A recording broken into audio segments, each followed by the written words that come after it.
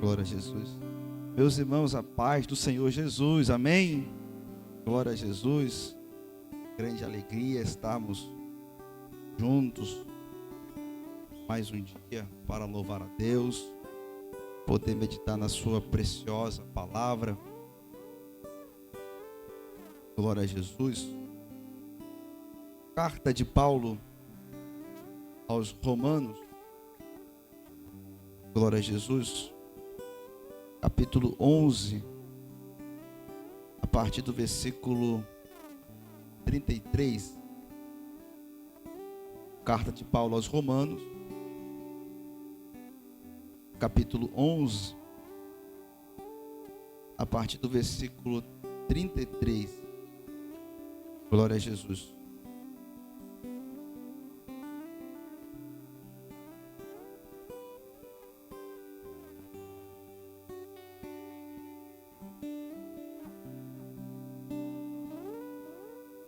Que diz assim o texto: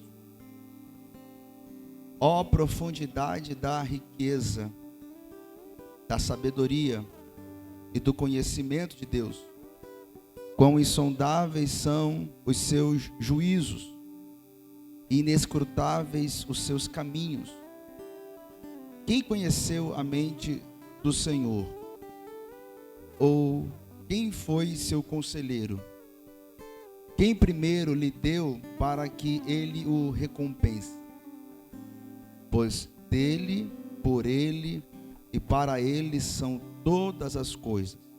A ele seja a glória para sempre. Amém. Amém. Deixe um assento. Glória a Jesus. Bendito seja o Senhor por esta poderosa palavra. Meus irmãos, a carta do apóstolo Paulo aos Romanos, de fato, é a carta mais importante que Paulo escreveu na sua trajetória. É a sua carta magna. Nós conhecemos Paulo como aquele que Deus levantou para pregar aos gentios o evangelho, né? Paulo é conhecido como o doutor dos gentios, o mestre dos gentios, porque até então a pregação do evangelho estava muito restrita aos judeus que viviam em Jerusalém, nas regiões, e muitos ainda tinham um pouco de receio, não compreenderam com tanta clareza o quão longe o evangelho iria e o que ele representava, que era não somente uma tentativa de Deus de chamar o povo judeu de volta para a aliança, mas que era uma nova aliança onde tanto judeus quanto gregos, né, judeus ou gentios, podem receber salvação.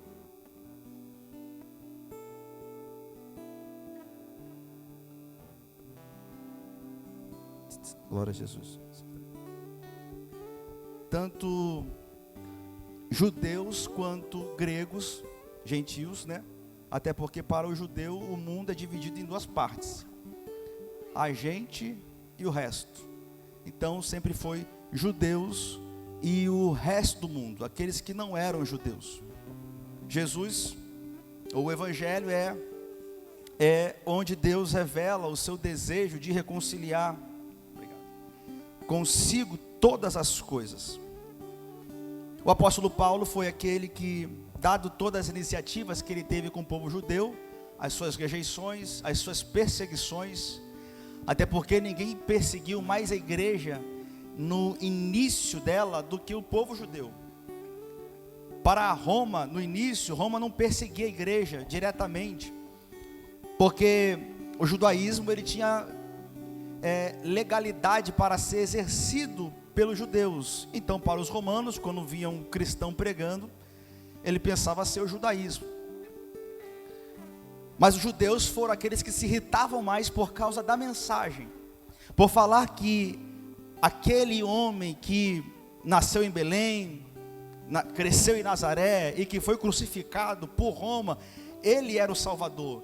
Isso não fazia sentido, e Paulo falou diversas vezes que a cruz para os judeus era escândalo, porque eles não conseguiam entender, eles não conseguiam perceber o que a cruz representava, o que aquele homem crucificado entre dois ladrões, no Calvário, no Gólgota, representava.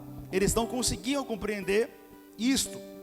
Paulo então passou a dedicar a sua vida e o ministério a pregar aos gentios, porque ele foi um dos que compreendeu com muita profundidade o que Deus estava fazendo na história. Foi ele quem Deus levantou para ser essa ferramenta e plantar muitas igrejas na região da Ásia pregando o Evangelho. E nós conhecemos a profundidade e extensão de Paulo e seu ministério. Os pontos estratégicos a qual ele fundou ou plantou uma igreja, os pontos estratégicos onde ele parava para poder pregar. Paulo era profundamente sábio, profundamente sabia onde entrar, como entrar, o que falar, conhecia profundamente a cultura grega, tinha a carta na manga de ser também um romano, e isso dava-lhe vantagem muitas das vezes, mas principalmente Paulo estava comprometido em pregar Jesus Cristo e este crucificado, mesmo que fosse loucura para judeus e para gregos, mesmo que fosse a mensagem mais estranha para o tempo, até porque naquele mundo tão florífero, né, um mundo com tantas coisas, tantas histórias, a cultura grega no ápice, o judaísmo vivendo um período que desejando a liberdade completa e definitiva por Roma, e ser livres, ter independência, talvez voltar a ter um povo, ser independente, talvez ter um rei de novo, como o rei Davi. Nesse meio, acontece o momento em que Jesus vem, vive a vida, é morto, é preso, é morto, crucificado, e aquele evento muda completamente toda a história. Tudo muda, a história muda. O fato mais importante aconteceu, o verbo se fez carne, o verbo andou entre nós, o verbo de Deus, encarnado, foi crucificado, e Paulo vai ser aquele que vai melhor explicar o que está acontecendo. Talvez se não fossem as cartas de Paulo na Bíblia, nós não compreenderíamos com tanta profundidade o que nós conhecemos com o Evangelho, e de todas as cartas que Paulo escreveu, a que ele melhor explicou, a sua melhor explicação sobre o Evangelho é a carta que ele escreveu para a igreja em Roma, a carta aos Romanos. É a sua carta que ele melhor desenvolveu o pensamento. Se você pegar Romanos e Gálatas, por exemplo, elas são parecidas, só que Gálatas é um tanto mais corrido, e Paulo está muito bravo, porque foi uma igreja que estava se distanciando da verdade, estava começando a se seduzir e misturar o Evangelho com o judaísmo. E aí Paulo falou que é somente Jesus, e já veio aqueles que falam, não, vocês precisam de Jesus, legal, bacana, mas também precisam ser circuncidados, porque precisamos andar como Abraão, está na lei. E aí juntou o Evangelho com lei, virou um sincretismo, e Paulo ficou bravo e falou, quem vos ensinou, aos Gálatas, quem vos ensinou a tão depressa vocês deixarem o Evangelho, abrir mão da verdade e viver outra coisa, e voltar para o passado, para as leis antigas? E Paulo escreve explicando sobre o Evangelho, mais um tanto acelerado, um tanto mais bravo. É a única carta que ele não elogiou a igreja em nenhum momento, a carta aos Gálatas, por causa da gravidade do problema em relação ao Evangelho e à pessoa de Cristo. Mas a carta aos Romanos, ela é diferente. Paulo desenvolve bem o pensamento. Paulo, ele quer ir além, porque muitos focam na carta aos Romanos, né, como sendo o assunto principal a soteriologia, né, que é o assunto sobre salvação, né, os debates são intensos nessa carta por conta desse assunto. Mas um caráter importante da carta é o seu caráter missiológico, é o seu caráter de missão, porque Paulo quer usar Roma como um trampolim, como um ponto de partida para que ele vá aos povos não alcançados. Entenda, Roma, ou a igreja em Roma, é uma igreja que Paulo não fundou. Todas as cartas que Paulo escreveu às igrejas são igrejas que ele plantou. A única delas é Roma, que ele não fundou. A tradição, alguns atribuem a fundação a Pedro, mas é incerto. Mas Paulo não plantou aquela igreja. E ele tem o interesse de ir a Roma, mas ele quer ir a Roma para, a partir de Roma, ir à Espanha. E a Espanha naquele tempo, né? Claro que ele seria a extensão geográfica muito maior do que a Espanha que nós conhecemos hoje. Mas a Espanha naquele tempo seria os povos não alcançados, aqueles que ainda não ouviram o Evangelho. E Paulo queria ir para lá, e queria chegar em Roma, e a partir de Roma ele ir mais longe ainda. Então, antes de ir para Roma, e nós sabemos que Paulo chegou a Roma, mas não como ele planejava, porque ele chegou preso, mas isso aí é outra história. Mas antes de ir para Roma, Paulo fez questão de escrever primeiramente a carta que nós lemos. E o seu interesse é explicar o Evangelho.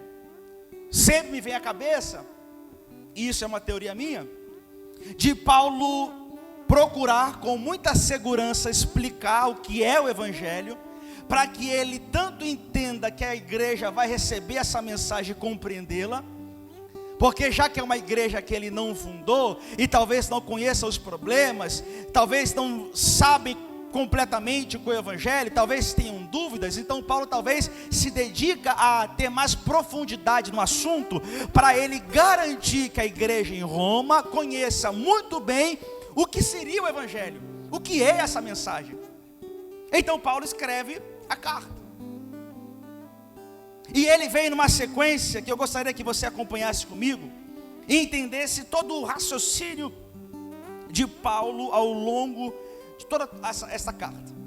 Na verdade, eu gostaria, pela graça de Deus, pela sua misericórdia, é que nós olhássemos para um contexto geral da carta, e fizéssemos um panorama dentro dos capítulos. O capítulo 1 é onde Paulo se apresenta, onde ele dá as suas saudações, e é onde ele aponta primeiramente, onde ele aponta logo em seguida, que a humanidade está perdida. É onde Paulo vai explicar com muita clareza a situação onde o ser humano, a humanidade como um todo, a condição dela perante Deus.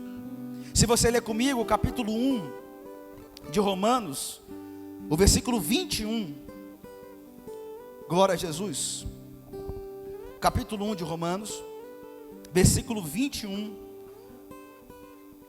Paulo diz: porque tendo conhecido a Deus, não o glorificaram como Deus, nem lhe renderam graças, mas os seus pensamentos tornaram-se fúteis, e o coração insensato deles obscureceu-se. 22, dizendo-se sábios, tornaram-se loucos, e trocaram a glória do Deus imortal por imagens feitas segundo a semelhança do homem mortal, bem como de pássaros, quadrúpedes e répteis.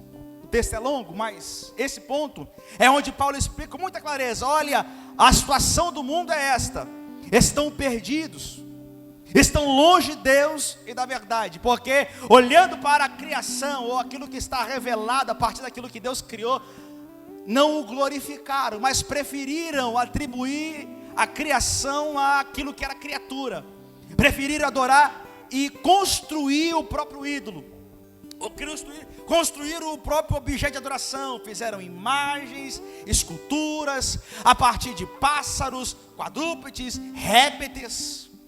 Toda a humanidade, desde os seus primórdios, aleluia, a história só é interrompida de idolatria quando Deus se revela a alguém e chama os seus.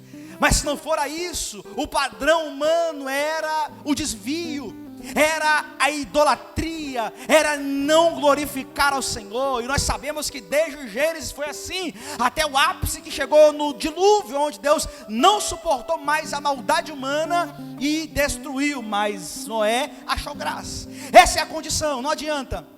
As pessoas estão perdidas e abandonadas. Paulo quer explicar isso. Olha, o mundo está perdido.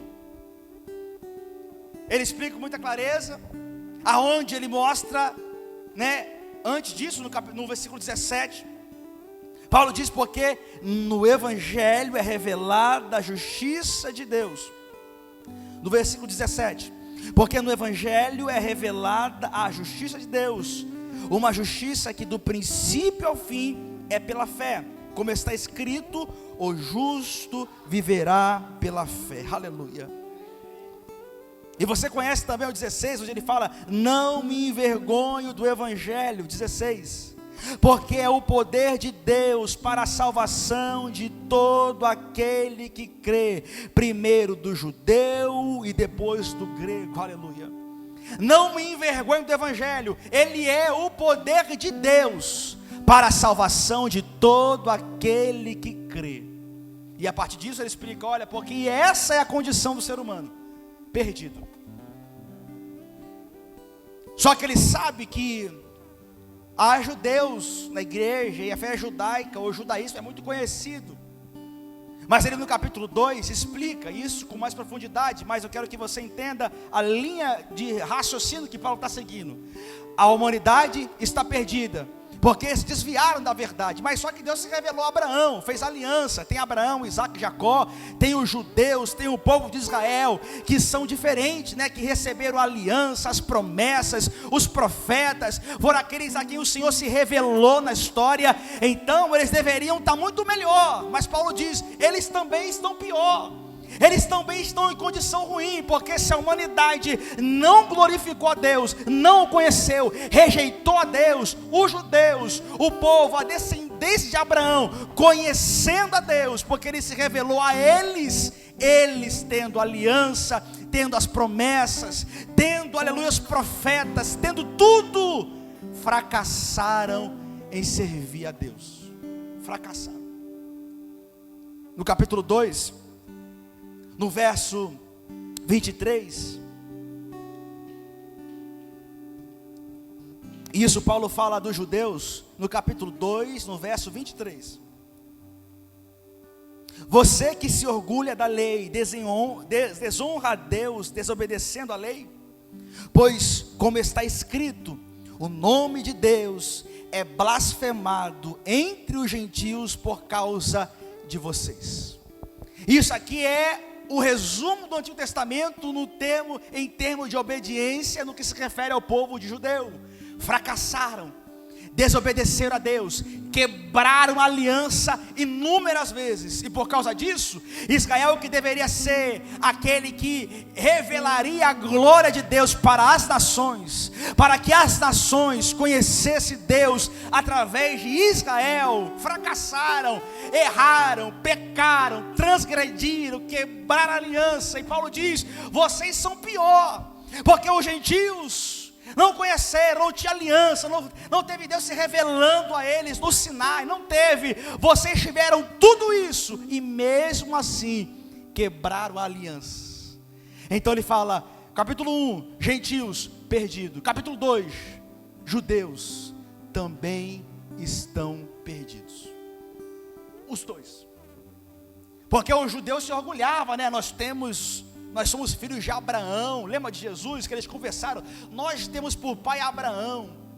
Porque, já lhe disse, para o judeu o mundo era dividido em duas partes, a gente e o resto. Nós somos quem Deus se revelou. Nosso pai é Abraão, Isaac e Jacó.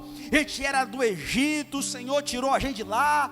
Então tinha esse orgulho. Nós temos aliança, nós temos as promessas, nós somos um povo que tem promessas gloriosas para frente, e um dia vai acontecer. Só que esse povo não fazia, aleluia, as coisas como deveria ser feito, e simplesmente viveu completamente, no geral, um fracasso no que diz respeito a obedecer a Deus, a sua palavra, e temer o seu nome. Então Paulo diz: gentios, a humanidade está perdida. Judeus, vocês estão igualmente perdidos. Isso leva à conclusão máxima de Paulo no capítulo 3, no versículo 23. No capítulo 3, no versículo 23, Paulo chega à conclusão com base em tudo que ele está explicando. Pois todos pecaram e estão destituídos da glória de Deus. Pois todos pecaram, gentios e judeus, judeus e gregos, todos pecaram e estão destituídos da glória de Deus. 24, sendo justificados gratuitamente por sua graça, por meio da redenção que há em Cristo Jesus. Paulo explica a sua carta: olha, eu estou falando para vocês como está a humanidade, pecaram, criaram deuses. Paulo coloca dizendo que eles são indesculpáveis, ainda que a revelação natural não tivesse a capacidade de trazer redenção, mas condenou todos eles, por causa que eles rejeitaram a revelação de Deus, a revelação natural, a criação, olhar para tudo, porque olhavam para o sol, olhavam para as estrelas, olhavam para a criação. Então, em vez de entender há um Criador, eles preferiram fabricar o próprio Criador. Judeus, vocês são pior do que os gentios, porque vocês tiveram oportunidade, vocês tiveram a lei, vocês tiveram os patriarcas, vocês tiveram as promessas, vocês conheceram a Deus. Em nenhuma outra nação Deus se revelou como se revelou a vocês, e vocês fracassaram. Aí Paulo diz: por isso todos pecaram, não há justo, não há um sequer, porém, aleluia, qualquer um é justificado gratuitamente por sua graça, por meio da redenção que há em Cristo Jesus. Aleluia. Paulo está dizendo: olha, o que Deus está fazendo na história, enviando o seu Filho, não é consertar o caminho com os judeus, não é refazer a aliança que foi quebrada, não é remendar a história, não. Ele está fazendo algo completamente novo, Ele está colocando o plano da redenção em prática, Ele está salvando judeu e gentios, Ele está olhando não para raça, cor, não para país, nada disso. Ele coloca Cristo no Calvário, esmaga Ele, paga o nosso pecado, e todo aquele que olha para a cruz, para o sangue derramado e crer naquele que foi pendurado, aleluia, recebe justificação na hora. Na hora. Todo aquele que olha para aquele que está no madeiro, Jesus, aquele que estava no madeiro, que foi pendurado, e olha e fala: eu sou pecador, eu quebrei a lei. Ou gentio, não, eu nunca conheci a Deus, eu sempre andei longe da verdade, mas esse que foi crucificado, esse que está ressurreto, esse que está à destra de Deus, Ele é o Salvador da minha vida. Aleluia.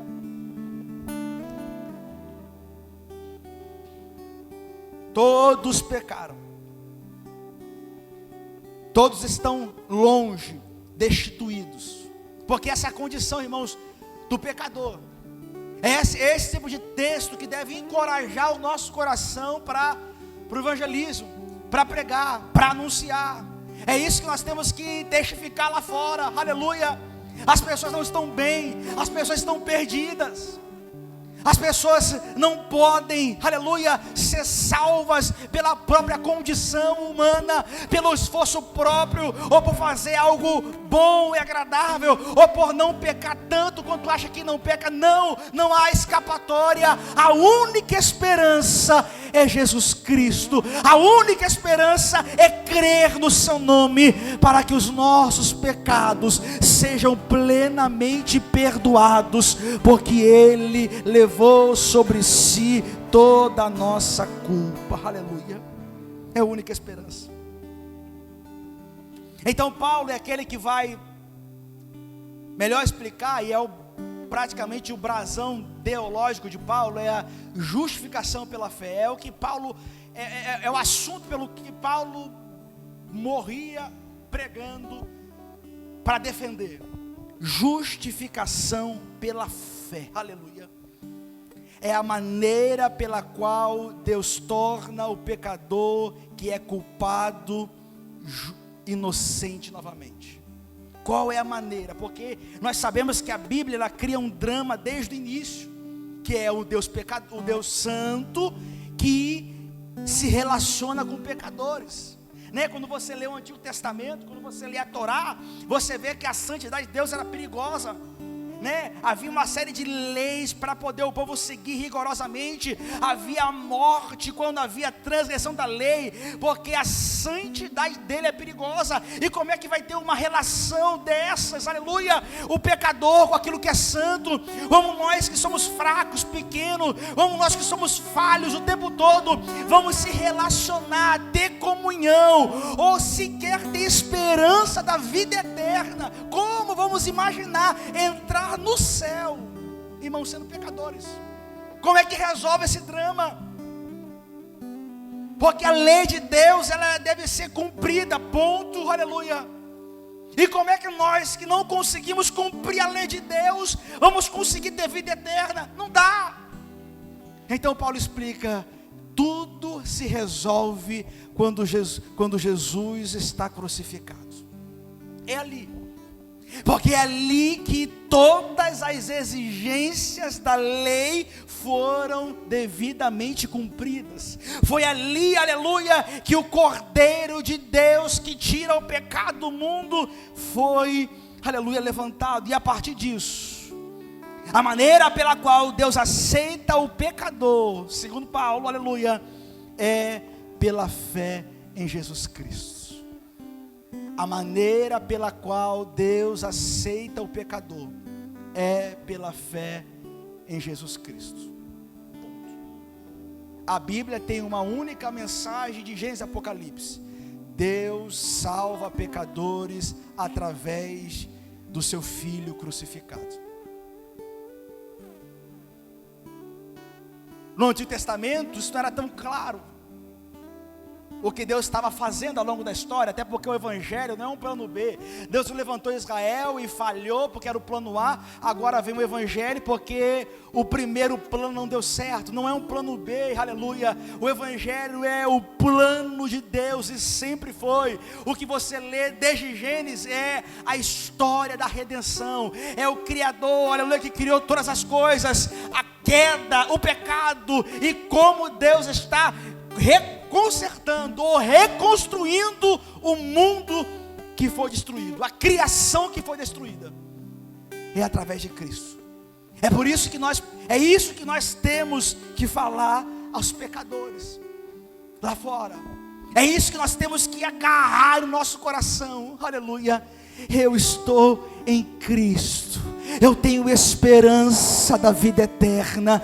Não é por causa dos meus méritos, não é por causa da minha habilidade, não é porque eu canto, não é porque eu prego, não é porque eu uso terno, é por causa de Jesus Cristo, é por causa do Filho de Deus que me amou e entregou-se por mim. É por causa dele que eu tenho esperança, é por causa dele que eu tenho vida eterna, é por causa dele que eu posso dormir em paz, é por causa dele que eu posso vir para a igreja, cantar, rasgar o peito, oh glória, porque esse mundo está de cabeça para baixo, mas eu tenho esperança em Jesus Cristo, oh glória. E se ele voltar agora, eu estou com ele, ele é minha esperança, nele eu deposito toda a minha confiança, aleluia. É nisso, irmãos, justificação pela fé. Aí Paulo quer explicar, irmãos, no capítulo 4, que sempre foi pela fé. Capítulo 4,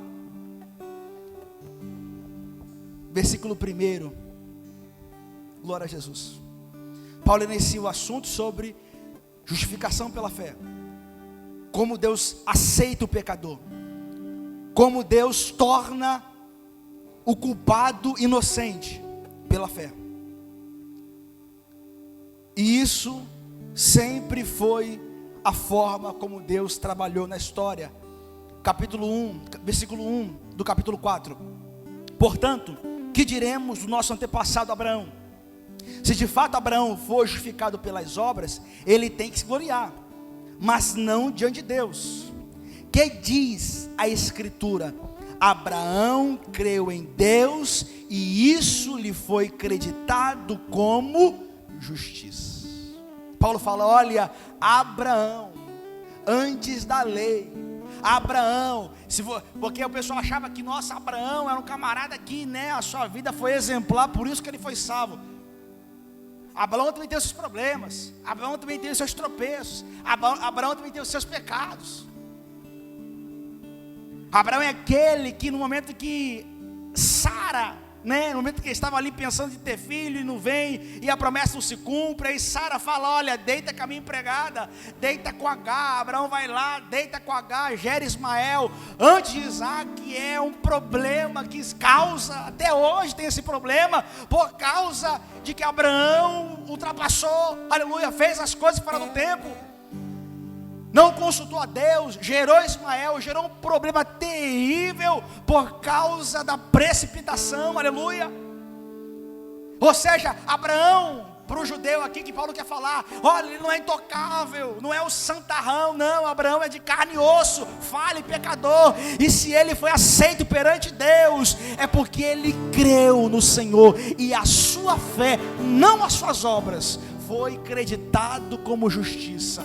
Abraão foi justificado pela fé. Esse é o meio. Esse é o meio de resolver o problema. Justificação pela fé.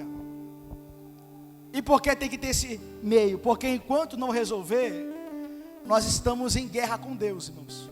Lembra que João disse que aquele que é amigo do mundo é inimigo de Deus? Quando você olha para lá fora, as pessoas estão perdidas, longe de Deus da verdade. Para elas, o caminho que elas estão vai acarretar em juízo, em condenação. Se o Evangelho não chegar, se o Espírito Santo, por meio do Evangelho, não vier quebrar o coração e fazer com que o pecador se arrependa, creia em Jesus Cristo e os seus pecados sejam perdoados, irmãos, o destino das pessoas é perdição.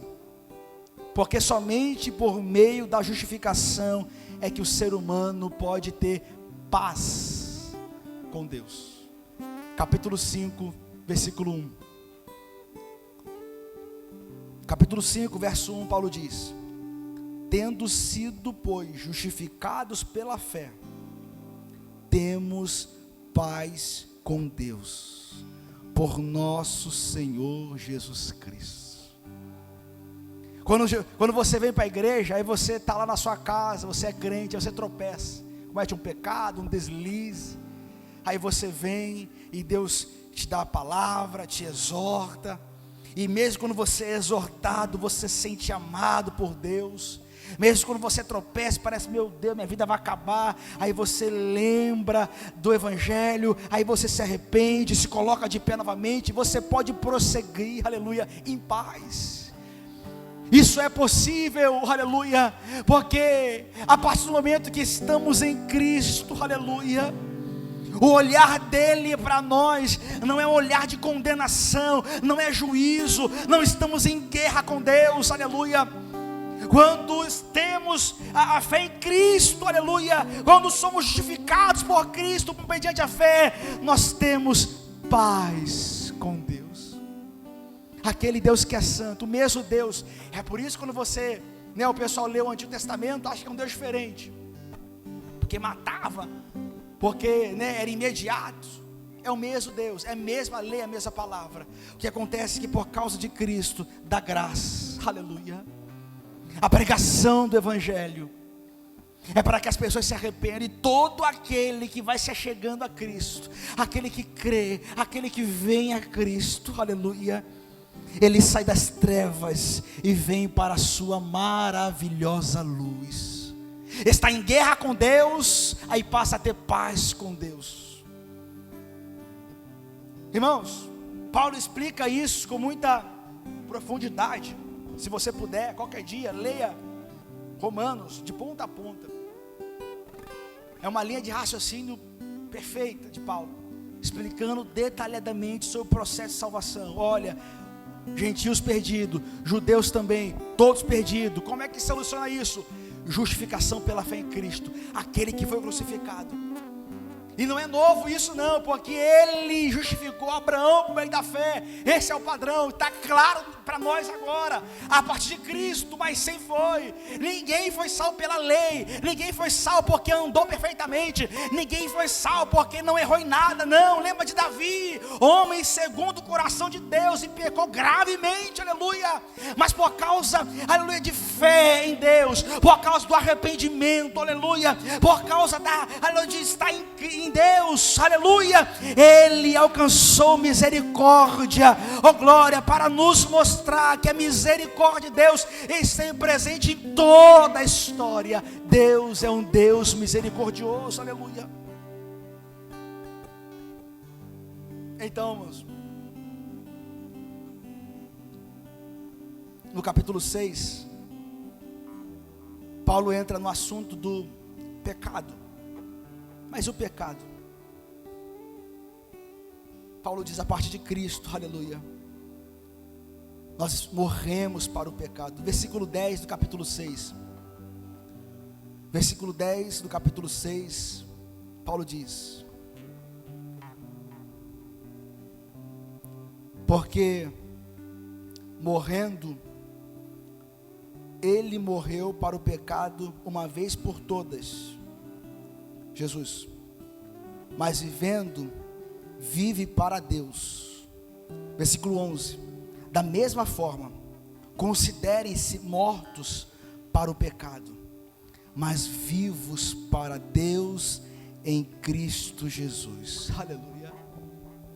E o pecado, aleluia, e o maior vilão da história, o pecado, é em Cristo que é solucionado, porque a partir de Cristo nós temos o mesmo processo, morremos para o pecado, o nosso interior é transformado, aleluia, o nosso coração é transformado.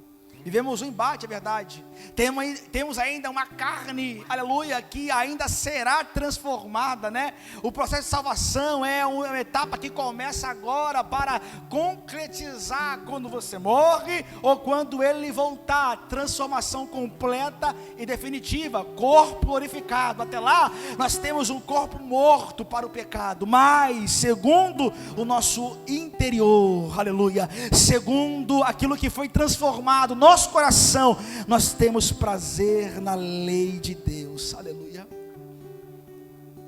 Morremos para o pecado. Capítulo 7, irmãos, é onde Paulo fala da lei, é onde Paulo explica justamente o drama que era vivido até então. O drama que as pessoas viviam, conhecendo a lei e não tendo a capacidade de cumpri-la, mesmo aqueles que conheciam o que era certo e o que era errado, e tropeçavam. E o capítulo 7 ele tem a sua importância, porque é um texto que Paulo fala com muita clareza a respeito do problema não ser a lei, o problema somos nós. A lei não é o problema. Porque Paulo fala que a lei desperta o pecado em nós. A lei desperta o pecado, né? O famoso proibido é melhor, né? Proibir parece dar vontade de fazer. Ele fala isso é por causa da condição humana, o pecado que está em nós. Então a lei veio para revelar o pecado, para expor o pecado, para expor nossa natureza, para expor quem nós somos, para mostrar que os desejos mais terríveis habitam em nós. Mas a partir disso, aleluia, a solução de Deus para resolver completamente a lei é cumprir em Cristo a lei. Se você ler comigo a partir do versículo 12, glória a Jesus, do capítulo 7, versículo 12, glória a Jesus, Paulo diz: de fato a lei é santa e o mandamento é santo, justo e bom. Versículo 13: e então o que é bom se tornou em morte para mim? De maneira nenhuma. Mas para que o pecado se mostrasse como pecado, ele produziu morte em mim por meio do que era bom, de modo que, por meio do mandamento, ele se mostrasse extremamente pecaminoso. Versículo 14: sabemos que a lei é espiritual, eu, contudo, não sou, pois fui vendido como escravo ao pecado. Não entendo o que faço, pois não faço o que desejo, mas o que odeio. E se faço o que não desejo, admito que a lei é boa. 17: nesse caso, não sou mais eu quem o faz, mas o pecado que habita em mim. 18: sei que nada de bom habita em mim, isto é, na minha carne, porque tenho o desejo de fazer o que é bom, mas não consigo realizá-lo. Pois o que faço não é o bem que desejo, mas o mal que não quero fazer, esse continuo fazendo. Ora, se faço o que não quero, já não sou eu que o faz, mas o pecado que habita em mim. 21: assim encontro esta lei que atua em mim: quando quero fazer o bem, o mal está junto a mim. No íntimo do meu ser tenho prazer na lei de Deus, mas vejo outra lei atuando nos meus membros, do meu corpo, guerreando contra a lei da minha mente, tornando-me prisioneiro da lei do pecado que atua em meus membros. 24: miserável homem que sou, quem me libertará do corpo sujeito a esta morte? Aleluia. A explicação de Paulo é complexa, mas o que Paulo quer falar, e por mais que ele use o atributo eu, Paulo está falando de si, mas ele não fala de si no momento, como se a sua vida fosse esse drama que você lê no texto. Até porque isso está em contradição com muitas das coisas que ele fala no capítulo 5, no capítulo 6, sobre o pecado não ter domínio sobre nós podemos viver a vida no Espírito. O que Paulo quer falar, olha como é que era da lei. Olha como é que qualquer pessoa que conhecia a lei vivia. E ele olha o eu, porque ele também foi um zeloso. O ponto aqui, ele quer falar como as coisas eram antes da cruz, antes de Cristo ser crucificado. Como as coisas eram. Mesmo aquele que olhava para a lei e reconhecia que ela é boa, que queria cumprir, queria andar corretamente, queria cumprir a lei de Deus. Mesmo o mais fervoroso judeu, que foi o próprio Paulo, quando era Saulo, não conseguia viver adequadamente e vivia num dilema. Eu sei que a lei é boa, eu sei que eu tenho que seguir a lei, mas não consigo cumprir, e quando eu quero fazer o bem, o mal está comigo. E esse drama terrível era a realidade das pessoas. Aleluia. Paulo fala, olha a situação. Ele olha, miserável homem que sou, olha a condição que é, não dá. Se eu entendo que eu preciso da lei para poder ser salvo, ou ser santo, andar corretamente, e não consigo, eu compro hoje, pego amanhã, eu compro 9 mandamentos, erro em um. E aí ele fala, aleluia, que quem peca no mandamento é culpado por toda a lei. Ele fala, não dá, é um drama terrível, não consigo, ninguém consegue, aleluia, aleluia. Por isso que ele fala, miserável homem que sou, quem me libertará do corpo sujeito a esta morte? É uma figura de linguagem. Ele não quer falar da sua situação atual dentro do Evangelho. Ele está olhando para a história como um todo, para aqueles que tiveram contato com a lei, como era antes da cruz. É por isso que ele finaliza falando no versículo 25: graças a Deus por Jesus Cristo, aleluia, nosso Senhor. De modo que com a mente eu próprio sou escravo da lei de Deus, mas com a carne da lei do pecado. E aí o capítulo 8, no verso 1, Paulo diz: portanto agora não há condenação, portanto agora já não há condenação para os que estão em Cristo Jesus. Portanto agora já não há condenação para os que estão em Cristo Jesus. E essa conclusão é fantástica, irmãos, porque ele quer falar justamente isso. Olha como é que era viver até lá.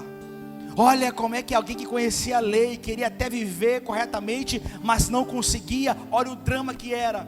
Olha a situação terrível que qualquer pessoa zelosa que conhecesse Deus vivia, aleluia, querendo cumprir, não cumprir, e quando fazia o bem, aleluia, ia fazer o bem, o mal estava presente, praticava o que não queria, porque tinha outra natureza que lutava. Olha a situação, ele fala, mas eu dou graças a Deus por Jesus Cristo, porque Ele resoluciona completamente esse problema. Por isso que ele fala, portanto agora,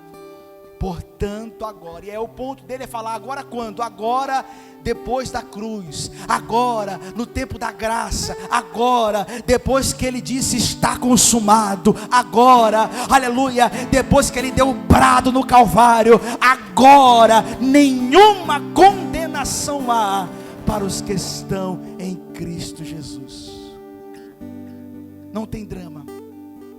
Nós temos luta contra o pecado, é verdade. Nós temos outros textos para falar da nossa realidade cristã, é verdade. Mas o que Paulo está falando, aleluia, é o pecado não terá domínio sobre você. Por quê? Aí ele vai explicar no capítulo 8 melhor. E o capítulo 8, irmãos, é o coração de Romanos, né? O capítulo 8 é o grande capítulo de Romanos, é o coração, é o ponto central, né? É a estação da sé. Todas as linhas levam à estação da sé. Todas as linhas de Romanos levam para o capítulo 8. Porque é o texto que Paulo vai concluir essa grande explicação que ele está fazendo aqui. Desde o capítulo 1, olha a situação. Agora eu explico para vocês. Nenhuma condenação há para os que estão em Cristo Jesus. Aleluia. Nenhuma. Versículo 2 do capítulo 1, do capítulo 8. Porque por meio de Cristo Jesus, a lei do Espírito de vida me libertou da lei do pecado e da morte. Versículo 3. Porque aquilo que a lei fora incapaz de fazer, por estar enfraquecida pela carne, Deus o fez enviando o seu próprio Filho, a semelhança do homem pecador, como oferta pelo pecado, e assim condenou o pecado na carne, a fim de que as justas exigências da lei fossem plenamente satisfeitas em nós, que não vivemos segundo a carne, mas segundo o Espírito. Olha que coisa maravilhosa, irmãos. Ele resolve, Deus na história resolve completamente o problema, porque é o dilema, né? O pecador está aqui, quero salvar o pecador, mas a lei tem que ser cumprida. Mas se eu condenar o pecador, ele não tem a capacidade de aguentar, é inferno direto. Como é que eu salvo o pecador e condeno o pecado ao mesmo tempo? E é Deus que elabora o plano, e Ele elaborou isso antes mesmo da fundação do mundo. Ele envia o próprio Filho para que Ele, cumprindo toda a lei de Deus, e o único que andou corretamente em tudo, é levantado como cordeiro imaculado, e naquela cruz, aleluia, Ele leva todo o nosso pecado, toda a nossa transgressão. Todas as vezes que você tropeçou, que você errou, que você pensou mal, que você falou que não devia, todo o pecado de Adão, tudo Ele leva sobre si. É por isso que quando você lê o Getsemane, quando você lê a via dolorosa, não é somente alguém sofrendo os males físicos, né, chicoteada, sendo cuspido. Além de tudo isso, todo o pecado estava sobre Ele, todo. Os pecados que você cometeu hoje, o pecado que você comete amanhã, os erros pequenos, as falhas, tudo, aleluia, Ele levou sobre si. E aí nele, Paulo fala na carne, mas na carne dele, de Jesus, Deus cumpre a sua justiça, condena o pecado, destrói.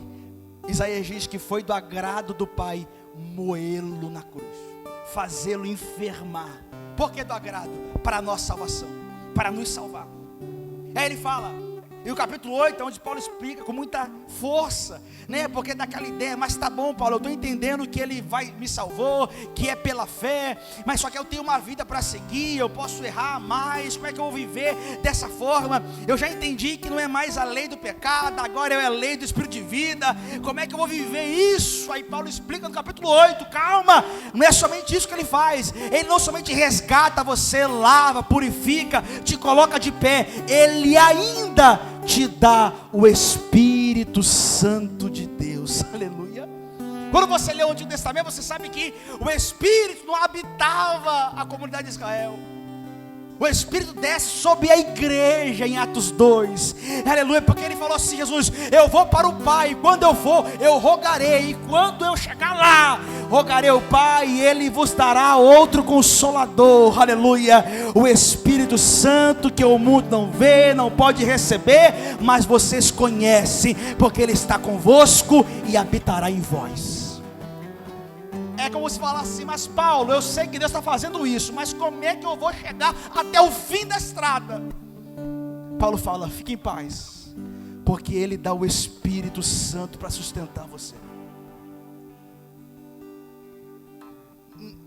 É Deus assumindo a rédea completamente da história, irmãos. Fique em paz. Ele dá o Espírito Santo. E ele fala por diversas vezes, porque agora é a partir do Espírito, né? Porque aqueles que estão na carne não podem agradar a Deus. Só que carne em Paulo é amplo, né? Isso aqui é até importante. Quando você fala sobre carne, no capítulo 8 ou em Paulo, pensa uma coisa. Quando você lembra de alguém carnal, o que você imagina? Alguém que é imoral, alguém que é desviado da verdade, alguém que está, né, fazendo coisa errada, ele está vivendo a vida que quer, é o carnal. Bacana, isso é o carnal também, né? Pensa agora que está vindo o carnaval, os carnais estão se preparando para pular, crente ou não crente, tem um monte de crente aí que está, né, querendo ir sambar. São os carnais. Bacana, essa é a leitura que nós fazemos mais fácil. Mas a leitura de Paulo é mais ampla do que isso. Paulo também considera carnal aqueles que são extremamente religiosos, para poder, aqueles que vivem de maneira extremamente religiosa e acham que são salvos por isso, aleluia. Paulo considera esse que é mundano, carnal, mas ele também considera aqueles que vivem pelo próprio esforço, pelo próprio mérito, também carnal. Então mais ou menos assim, ó, aquele que está se preparando agora para poder pular o carnaval e viver a vida na imundícia, carnal. Mas aquele que não vai pular o carnaval, vou passar a semana toda orando, e ele acha que é aceito por Deus, porque ele não pula o carnaval, ele é tão carnal quanto o outro. Porque lembra, nós somos aceitos por causa de Jesus Cristo. Você não vai pular o carnaval, é verdade, você é crente, transformado, mas o que te torna aceito por Deus não é porque você não faz uma coisa ou outra, é porque Jesus pagou a sua dívida.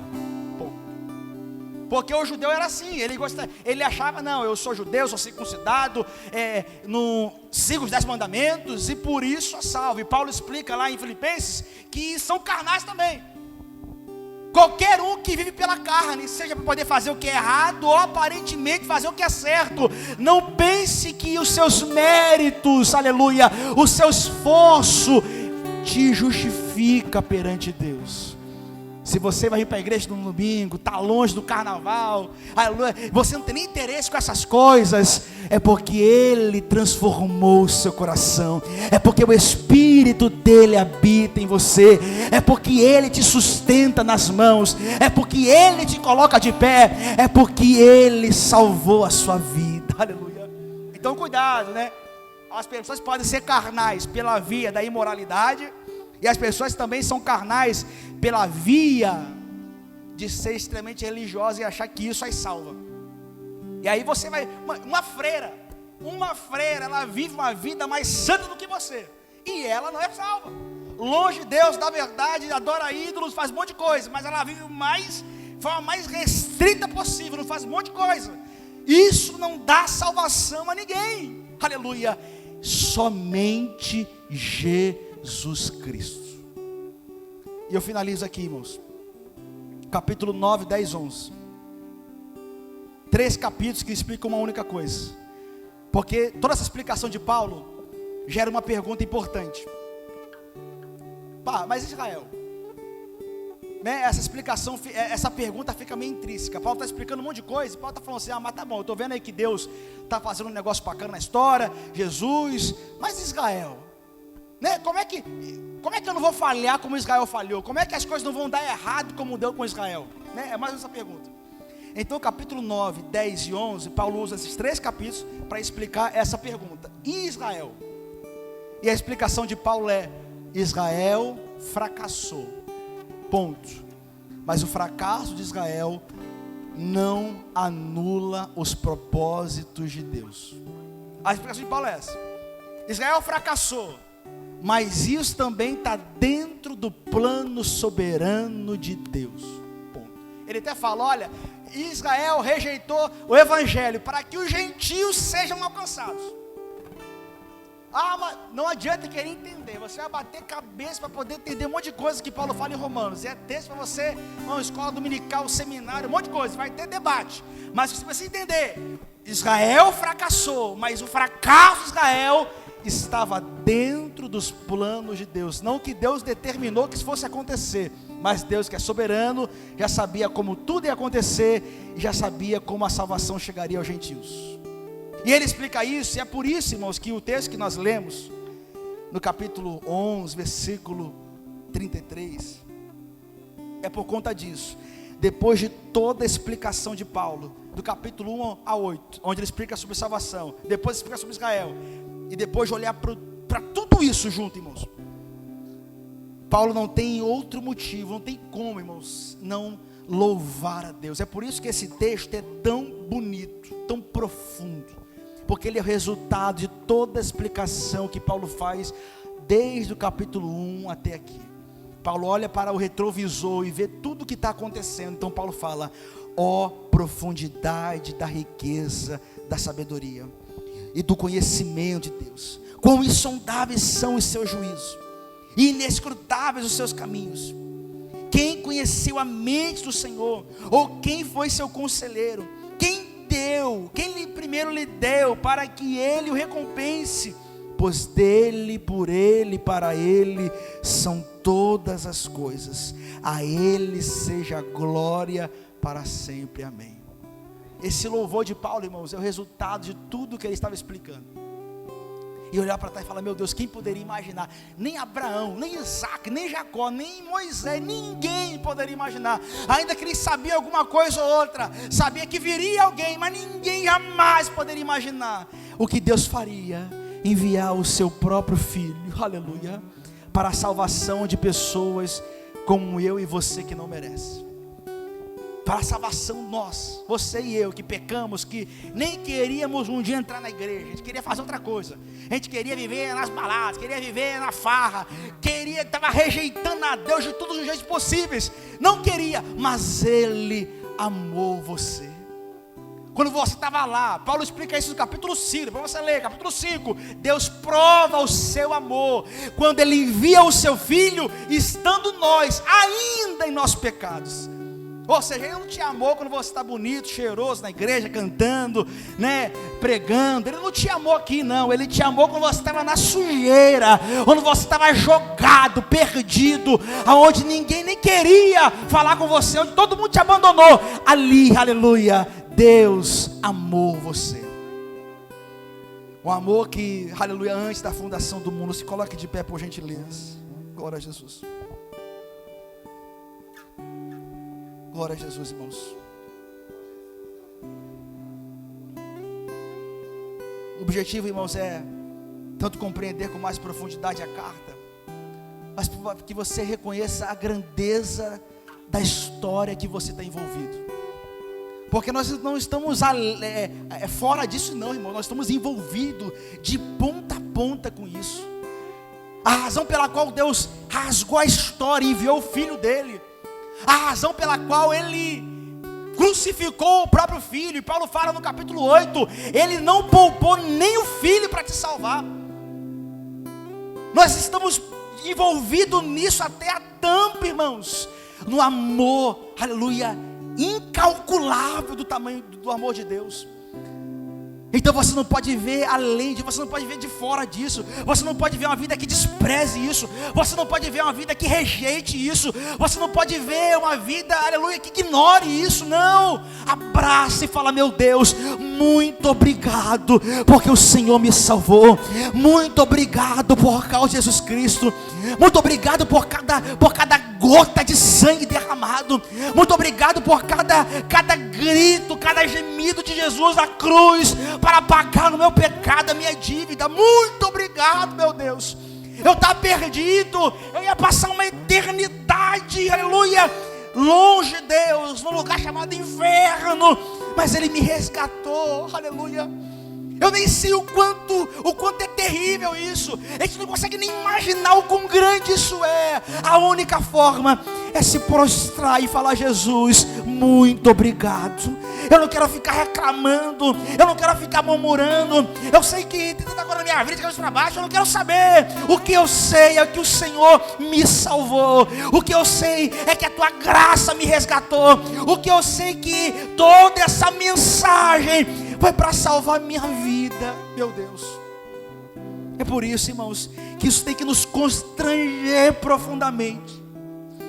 O momento que você fala e peca, erra, o momento que você deixa de ler a Bíblia, que você rejeita a oração, e você faz qualquer coisa, você precisa lembrar: meu Deus, pequei gravemente, me ajuda, aleluia, para que isso nos constranja a caminhar em humildade com o nosso Deus, a falar: meu Deus, eu não mereço uma fagulha do que o Senhor fez por mim, não mereço, mas o Senhor me amou, aleluia, o Senhor me deu valor, aleluia, na cruz, Cristo crucificado, esse é o valor da sua vida.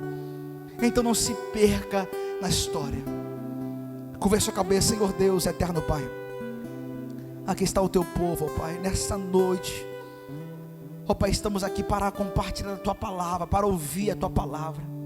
E como assustador é, Pai, lembrar de cada episódio, olhar para essa mensagem tão poderosa do Evangelho, a forma como Deus está, ó Deus, salvando pecadores, reconstruindo, ó Deus, este mundo, a história, uma nova criação, um novo povo, para novos céus e nova terra, meu Deus. E o Senhor fez questão de não nos deixar de fora disso. O Senhor fez questão, Pai, de ir até nós, nos salvar, quebrar o nosso coração ruim, perverso, quebrar nossas objeções, ó Pai, quebrar nossa rejeição, quebrar tudo, nos deixar desarmados completamente e nos resgatar com cordas de amor. Ó Deus, guarda o teu povo, ó Pai, e que essa mensagem esteja no coração de todos nós, o Evangelho. Ó Deus, o tesouro e vasos de barro, o Evangelho. Ajuda a tua igreja e dá vitória, no nome de Jesus Cristo. Aplauda ao Rei dos Reis bem forte. Glória a Jesus. Pastor Antônio.